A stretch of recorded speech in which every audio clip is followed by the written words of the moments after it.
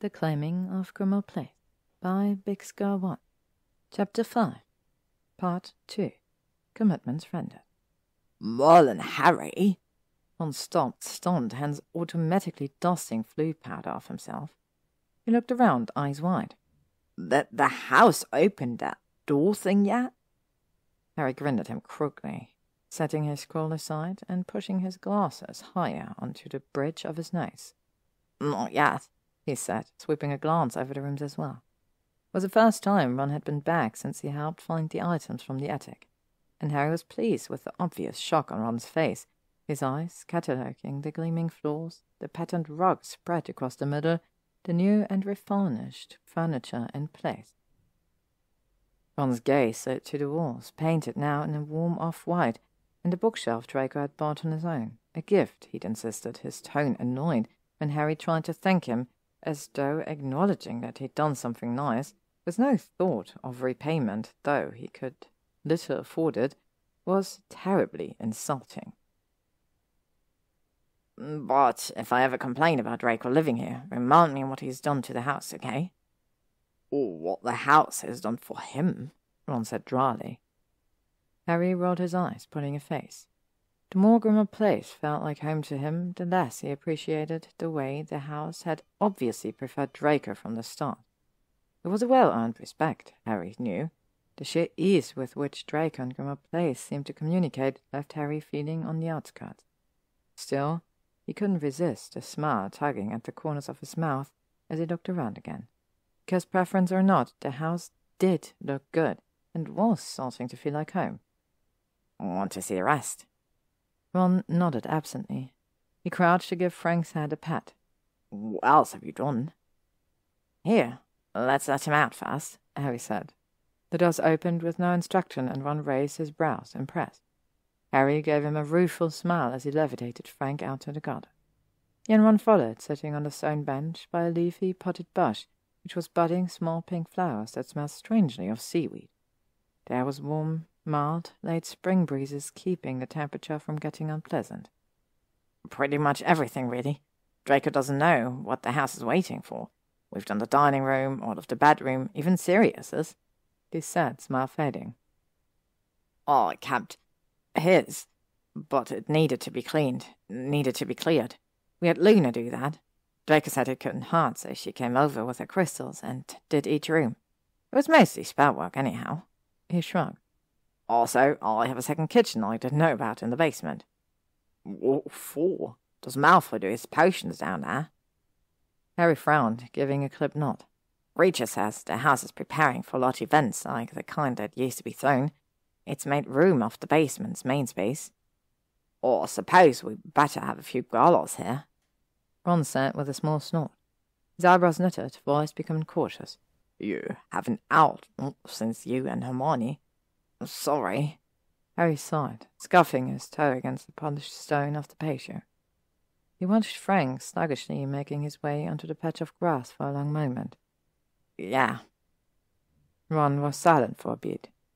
So Malfoy works at a posh muggle store? And at a t-shirt shop, Harry said.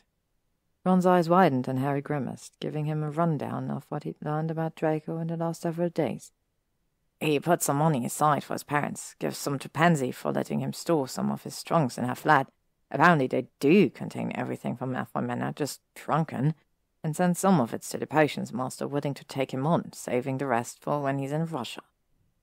I see, Ron said evenly. How long is it for? 4 years. Harry got out. Paul peeked out of the gnome wall and looked around. They watched him as he zipped in a long, bouncing run over the bough of every flower of beans and worms Harry had set out for him that morning and buried his face in it, snarling and drooling while he ate. Ron cringed and looked back at Harry. That's mad. It came out practically, unequivocally, as though Harry had planned to argue. I don't disagree. Because you are. Ron seemed to struggle for a second, then spread his hands and sighed heavily. You two are in love. We're not, Harry said. Harry, Ron said, with a massive amount of irony. He's not, Harry muttered. Ron stood, then cuffed Harry on the back of the shoulder so hard, Harry jolted forward with a small oof. I think Malfoy might be worse off than you, Ron said. I think he always might have been. Yeah? Harry looked over to see Paul pissing on the azaleas. He finished and jumped into the bed of pink flowers that had just started blooming, smelling one and then, seeming intrigued, smelling another and another. What gives you that idea? If he'd be willing to go. Well, think about it, Ron said. You said he didn't want to use you, except in the house you both agreed on before he moved in. He doesn't want to attach his name too closely to yours, which, no offence, might haunt your reputation. Well, he came to live here anyway. I wondered about that at the time. Why here? Why you? Free room and board, so he could quit his third job and walk in his potions proofs, and I don't give a bloody rat's arse about my reputation, Harry said, tired. He thought of the whispered explanations Draco had given in the last week, when they were drowsy and bad, now that he had no secrets left. Thought of the soft touches and smiles as their bodies rippled post-climax, as they laced together and talked. Draco seemed to like being able to tell him things now, completely unaware that half of what he said twisted an invisible blade in Harry's belly, even as the ribbons of a deeper intimacy wound around them. His earnest hopes for the future almost drowning out the angry inclination, Harry had to insist that he stay every time Draco spoke of them. Draco's got 3 new formulas to submit to the wizard who's going to train him. He's been focusing on food potions. I guess during that first year after the war, they had to save money a lot, and what they could afford didn't taste the best, or, alternatively, wasn't very nutritious. That wasn't the only reason, mate, Ron said quietly. He nudged Harry's knee with his own and left it there. Harry could feel the comforting warmth of him even though the thick denim of their jeans. Have you even asked if he wants to stay? I wouldn't ask him to give it up for me, Harry said. How would that be fair? He doesn't even want to date me publicly. He doesn't want to, or he won't, or can't if he's leaving. Harry stopped, struck by that. He hasn't said he wouldn't want to leave, he said slowly. But he did try Stockholm and a few other potions master in Britain and even France first. Ron nudged him again. See? I'll talk to him, Harry said, unsure if he would. How was he supposed to ask if Draco wanted something more serious when he'd made it clear he didn't think they could have that? Then again, how was he supposed to not see Draco for 4 years, or longer? I'll talk to him, he said again, more firmly. Ron slapped him on the leg, encouragingly, managing somehow to mostly disguise his revolted expression. Harry snorted. You're not a bad friend. I, Ron said heavily, am the best friend. Seriously, mate. He doesn't even like the cannons. Harry laughed. Yeah, but did you hear their game against Pod U on Sunday? They got trounced. Traitor, Ron groused. He launched into a defense of the cannons, citing the injuries of the various players, omitting, of course, that most of their injuries came from them toppling off their brooms mid-flight, and then complained about their new coach who had only taken the team over 3 years back, as if that accounted for their 50-year losing streak. Harry listened to him rambling for a while, leaning back on his palms as the early summer sun soaked into his warm skin. It was comforting. What? He asked when Ron finally said his name. I've got to go, Ron said, rolling his eyes. But it's nice to know you listen to me. Harry sat up with an abashed grin. Sorry, I drifted. What about the house tour? Oh, another time. George wants to test something on me at the shop today, and I just remembered I need to take some fortifying intestinal potions first. He sat with a wry twist to his mouth. He stood, hesitated. Talk to Malfoy? I will, Harry promised slowly. Thanks. Ron nodded and dipped his head, then turned and straight into the house. Harry sat for another minute, watching Frank sleep. He startled when Paul hopped up onto the bench beside him, uncharacteristically quiet. You okay there? Harry asked after a moment. Paul blinked up at him. His eyes were wide and slightly gazed. It's hot in the garden, he mumbled, his knobby fingers laced together. Harry's brows knit. We're in the garden, yeah. Is in house now?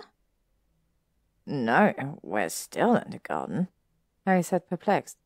Draco lives in house. Draco turns to dad and only to see yellow hair, Paul said. He gave a heavy sigh. No extra beans. No tartan. Harry's mouth dropped open. I'm still talking to you, he said, even as he realized that wasn't exactly true. Though most of their talks had been Harry muttering to himself about the house or his training while occasionally tossing extra candy at Paul to see how often he could catch it in his mouth, gone were the days when Harry had been lonely enough to do that on a regular basis. He swallowed, eyeing Paul's downcast expression. I'm sorry. I didn't know you were feeling... Ugly creature lives in house. Paul sniffed, glaring at friend. I offered to let you live inside, and he's not ugly, Harry said. He winced, thinking of Draco, then said, You still could if you wanted, if you promised not to make a mess or break anything. Now Paul is an outside gnome, Paul said, sounding gloomy. But creature's creature should be outside too. Harry's mouth quirked. Are you missing me or Frank? Draco now even frack his yellow hair in the garden, Paul said. And Harry closed his eyes, a smile tugging at his mouth. He pulled his wand and summoned a jar of every flavour beans he kept in the kitchen. Hey, why don't you go to the grass? I can toss you a couple of beans, all right? You can show off for me, he added gently. Paul looked up at him, the dejected contenance to his face not fading one whit. He finally nodded, then scooted off the bench, hitting the ground hard. His knees started to crumble. He righted himself and took a step, but wobbled precariously. Harry leaned forward, one hand straying to the air behind Paul's back. Paul? Draco says. Paul slurred out. He turned to look at Harry, and his bulbous eyes rolled back. He toppled into Harry's outstretched hand, his breath rattling in small lungs. Harry stood up, panicked, eyes flitting around the garden. When no immediate cause or solution came to him, he cupped Paul in both hands, closed his eyes, and apparated to the basement. Draco paused in the act of siphoning some sort of glowing film off of a pulsant potion that had started bubbling. Harry? What? He narrowed his eyes, looking at Harry over the brims of his glasses. What is that doing down here? He's sick. I don't know, Harry blurted, extending his hand, Draco's eyes wide. He just started rambling to me about being lonely, then passed out. Paul? Draco said, taking Paul from Harry's hands. He waved his wand at his potion distractedly, then vanished, some diced ingredients resting on a flat portion of his workbench, and placed Paul there. He tapped Paul's face and said his name again. When there was no response, he glanced urgently at Harry. He was confiding in you? Yeah, Harry said, shifting. Paul seemed so small, lying there limp on Draco's table. His chest rose and fell too fast, his expressive face in unnerving repose. He was complaining about not having me come into the garden, and then he just fell. That is not likely, Draco said under his breath. A retort caught on the tip of Harry's tongue when Draco shook his head. Gnomes aren't known for being emotionally demonstrative, or even understanding what emotions are, he explained. He thought for a moment. Was he messing about with any of my plans? No, Harry said. He sucked in a deep breath. But he kept smelling the new ones that just started blooming, the pink ones and the beds by the corner. Shit! Abruptly, Draco turned and headed to his cabinet. He passed through several bottles, pulling out 2 small vials, held between the fingers of one hand. Shit? Why? Harry tapped on Paul's cheek with his forefinger. He didn't even flinch. Those are Papaver somniferum, Draco explained shortly. He gave Harry a look. Opium poppies? They emit an odor that appeals to magical rodents. Didn't even occur to me that... He's not a rodent, Harry said. No, of course not, Draco said gently in return, which somehow only managed to amplify the fear Harry felt. Draco popped the cap of one vial, then pinched Paul's jaw. Paul's mouth opened, and Draco drizzled a small amount of swelling grey fluid into it, massaging Paul's throat with the pad of one finger. He looked at Harry again when Paul coughed a little, then started swallowing. This is just a gnome cure-all, he said quietly, though Harry had made no sound of objection. He opened the other vial, filled it to the brim with a powerful smelling white powder, put a tiny amount into his palm, then took a pinch and pushed it into Paul's mouth as well. This should counteract whatever he might have inhaled. But Harry, gnomes' bodies are far more internally fragile than you might think. You should prepare for this to not work. Paul sat up, eyes going wide. He cursed, loud and growling, arms flailing wide as he scrambled into his standing position and accidentally knocked over an iron quadrant resting on the ledge of the table. Harry watched as it fell, sighing with relief when it clanged, hard and empty, against the stone floor. He looked back at Paul, who was panting heavily, teeth bared. "Oh, you okay?" Harry reached out to check, to make sure Paul snapped at him with his teeth. "Dirty thracker, bring me into hus," he said, looking disgusted. "You, Paul is an outside gnome," Paul howled. "Fracker, do not peep me in hus." He bolted, streaking up the stairs with the speed of a snitch determined not to be caught. Stunned, Harry and Draco watched him go. The silence that fell was heavy. "He says thank you," Harry said. Draco started to laugh. He wiped the heels of his palm over his forehead, the tension in his face easing. "I'm mad about you," Harry said thoughtlessly. Laughter fading just as quickly as Paul had escaped, Draco looked at Harry for a long moment. Surprise read across his features. His lips curled up to one side. "You're welcome," he said. "I mean it," Harry said. "I know," Draco said after a brief pause. A flush rode high on his cheeks. "I'm not unfond of you." Harry smiled, sliding closer. His hands lit gently on Draco's hips. He caught Draco's gaze with his own. "You keep a gnome cure-all?" Draco sniffed.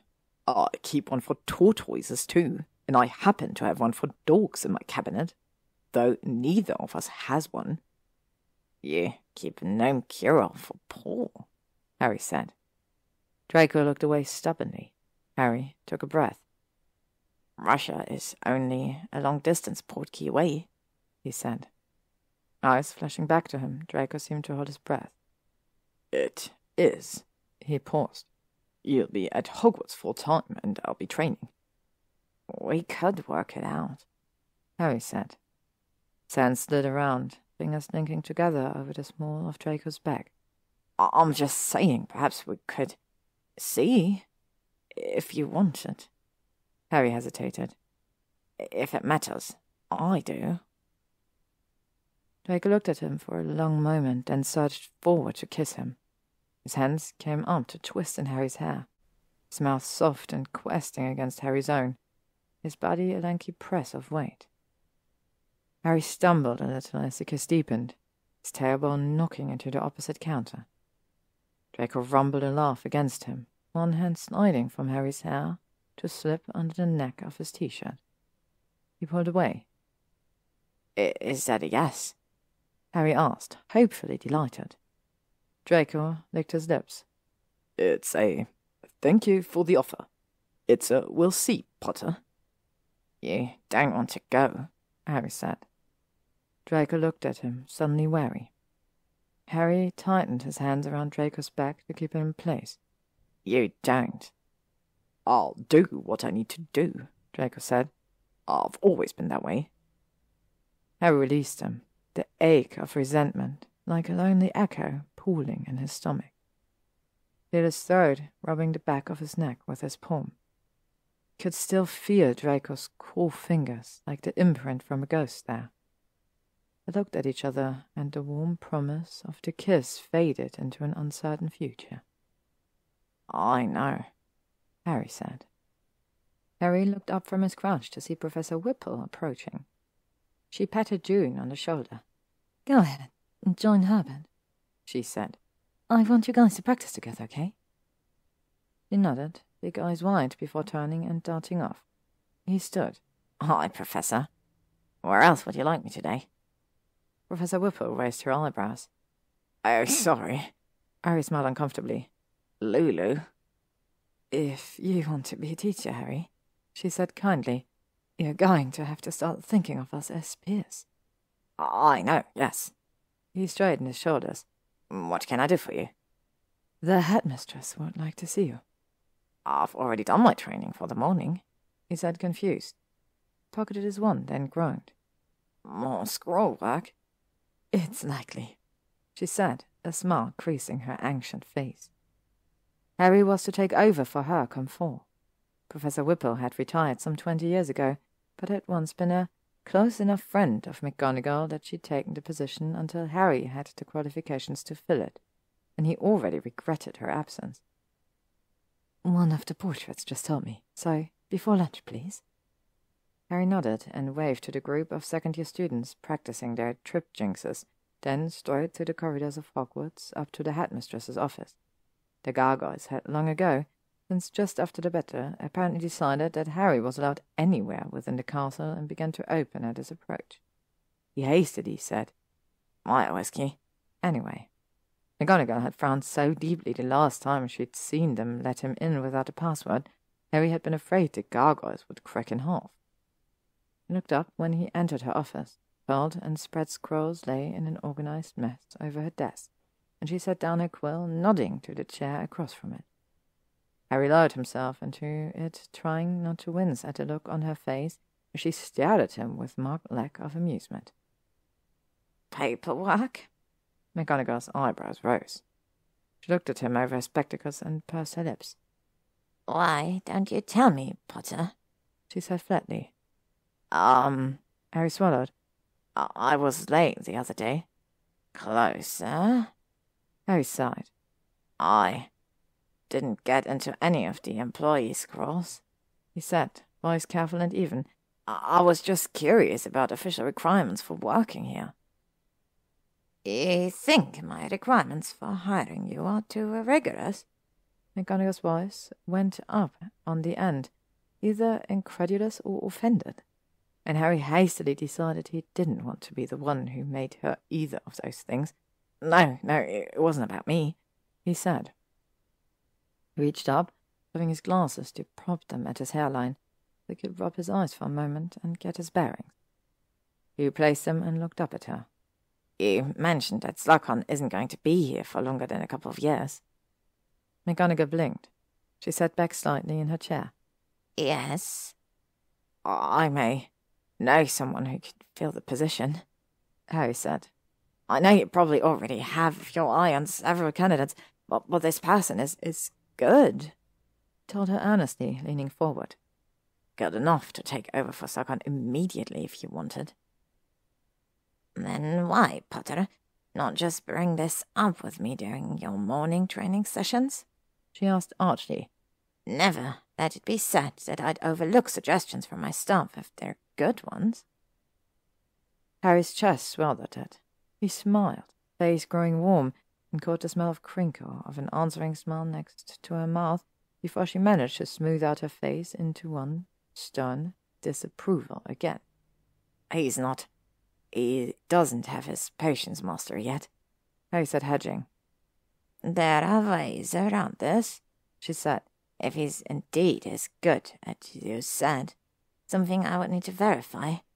You could study under Professor Slughorn until... Professor Slughorn won't take him, Harry blurted. He scowled at her, then dropped his eyes to the scarred polished wood of her massive deck.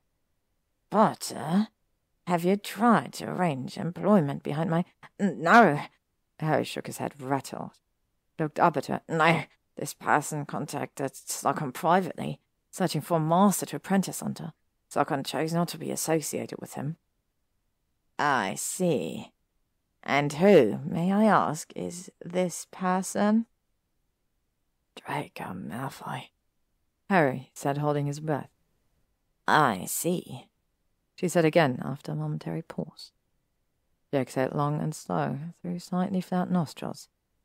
Mr. Malfoy did receive all on his advanced potions, ancient runes, and arithmancy notes, she murmured thoughtfully, which are the requirements to attain apprenticeship for the potions mastery, and he'd been forced to take them the summer after.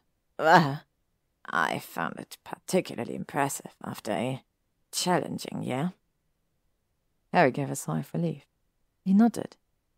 You know, we're housemates, he said. She nodded. In the past few months, I've been able to see how dedicated he is. I don't know if he'd want to make a permanent life as a teacher, honestly, but I think he appreciates being able to have a place to learn again, and I know he has lots of thoughts about how to teach. Really, at least a third of the ideas for my lesson plans have come from him, and he's also a hard worker, way harder than I knew back in... Harry broke off when McGonagall raised her eyebrows, her gaze steady on his face. Harry, she said, her brogue going gentle. He flinched. I cannot hire a teacher simply because, astonishing as it may be, you found yourself emotionally involved with him. It's not why you should hire him. Harry said lowly, looked down at a thread coming loose from his robe, staring at it until his heart no longer quite felt like it was about to rocket out of his throat. Really, it's not. He really is as good as I say. He'd been asset to Hogwarts. You can't imagine what it's like for him, Minerva, he added. Her eyes widened fractionally, but she gave a small go-ahead nod for him to continue. Harry took a breath. He's making payments towards an apprenticeship in Russia, and he has to give over his own formulas to the master training him as a part of his fee, and he shouldn't have to do this, but with his dark mark. I know people might object, but I thought Hogwarts has always been, should always be the place where you can come to be safe. Of all that, she muttered, a sudden flush darkening her cheekbones. Her eyes glinted at him, hard as river stones, and Harry's shoulders sagged, his spine going loose with disappointment. Those apprenticeships are usually given by swindlers. If Professor Slughorn would train him, one of the portraits would be happy to, he said, throwing a severe look over the shoulder at them when several of them groaned out objections in unison. Harry sat back up and looked at the frame with the canvas as black as pitch. Snape? Unfortunately, Professor Snape is unlikely to have. He's rarely in his portrait these days, although I could speak to him when and if he does make an appearance, she said, sounding annoyed. But, Headmaster Franzek, would you be willing? She asked, turning again to glare challengingly at him. He winced, long grey beard quivering. Oh, of course, Headmistress. Or perhaps Headmistress Derwent might be a better choice. She has dual degrees in potions and healing. She may be able to extend his education further. Very good suggestions, McGonagall said crisply. Both of you, I think? Yes, mistress, they said in glum unison. Utterly lazy, McGonagall said, irritated under her breath. Harry wanted to point out that, as they were dead, perhaps it was okay that they wanted to be retired, but... Thank you, he said instead. This is not a yes, Potter, she warned. I will need to check his abilities, as I've said, and I will require an extensive interview process with him as well. Oh, I understand, Harry said quickly. And I'll not be making the offer either, she said. Mr. Malfoy shall be responsible for coming to me with his application. Yes, of course, Harry said, nodding fervently. And if all went well, and he were to actually obtain a job here, You need to understand that none of this is ridiculous. She enunciated archly. Mischief that you two involved yourself in when you were students would be not acceptable. At the first unregulated duel, you would both be quite out on your unemployment bottoms. Harry raised his eyebrows and tried to look seriously. Yes, I know, he said gravely. McGonagall shot him a suspicious, knowing look. Then you'll also be aware that any other type of mischief not appropriate for a child's eyes would be held to the same standard? Yeah, Harry said after clearing his throat. He blushed, raising his eyes innocently to the ceiling. Nothing like that, or, either of those things in public, or at all, except, I mean... She snorted. That's quite enough, Potter. She picked up her quill again and bent back over her parchment, then looked up after a moment, seeming surprised he was still there. Well, finish your day and let Mr. Malfoy know about the potential interview. Have him arm me with his availability for first interview. Raised her eyebrows expectantly. You may go. Grinning, Harry went out. To be continued. Thank you for listening to this chapter of The Claiming of Grimmauld Place by bixgirl1. If you'd like to stay up to date on upcoming chapters and stories, you can follow me on YouTube, Spotify, or Ao3.